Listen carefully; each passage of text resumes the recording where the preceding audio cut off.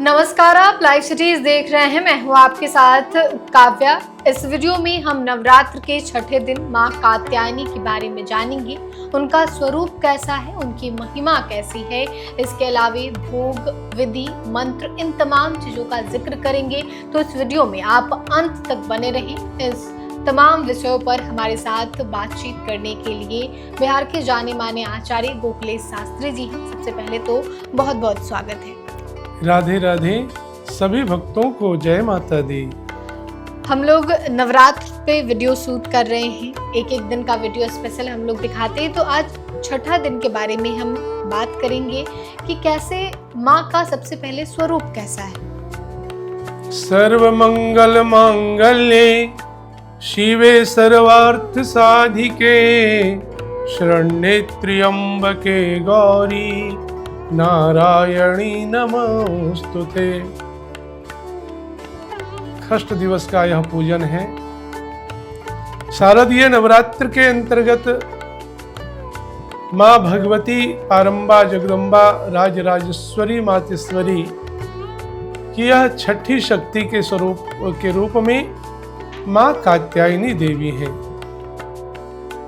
देवताओं का कार्य सिद्ध करने के लिए महर्षि कात्यायन के आश्रम पर प्रकट हुई थी मैया।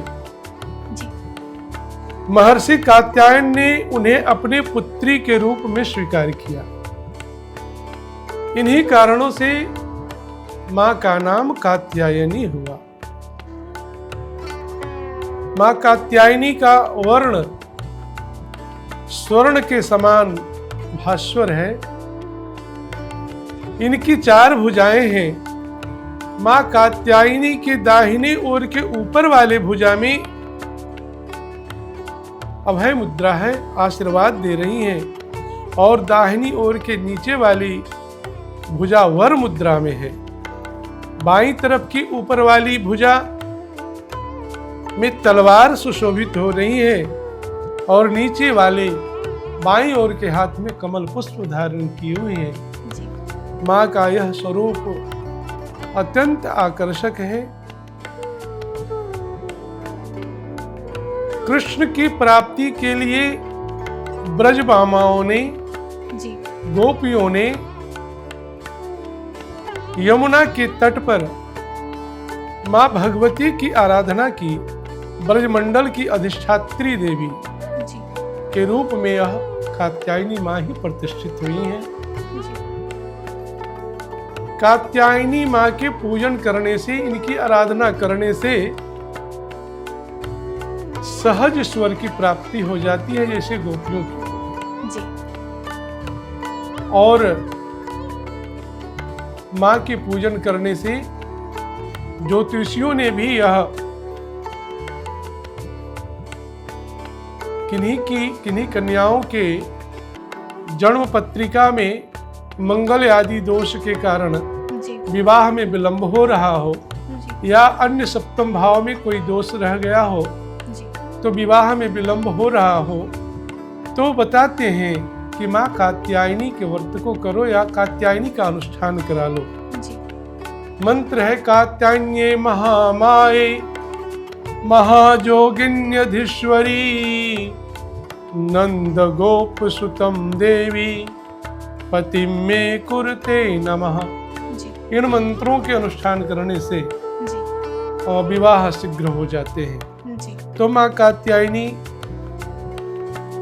सहज कृपा करने वाली माँ है। माँ को लाल रंग बहुत प्रिय है, इसलिए इस दिन लाल वस्त्र धारण करके पूजन करें, और माँ कात्यायनी को लाल वस्त्र प्रदान भी करें।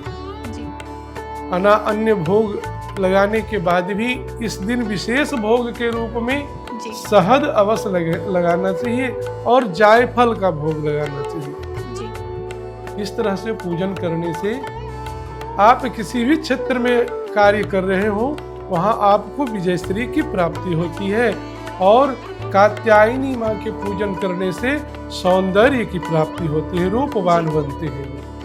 इसलिए माँ भगवती की पूजा। अच्छा, आपने एक जिक्र किया कि जिनकी शादी नहीं हो रही है, जिनके शादी में विलम्ब हो रहा है या फिर बहुत सारे बाधाएं आ जाती हैं लोगों की शादी में, तो आपने कहा कात्यायनी माँ का पूजा करने के लिए इस दिन फास्ट रखना है या फिर मतलब सुबह उठ के जैसे रोज पूजा करते हैं वैसे पूजा कर लेना है? इस दिन उन लोगों को यदि विवाह के निमित्त यदि इनकी आराधना करनी है जी।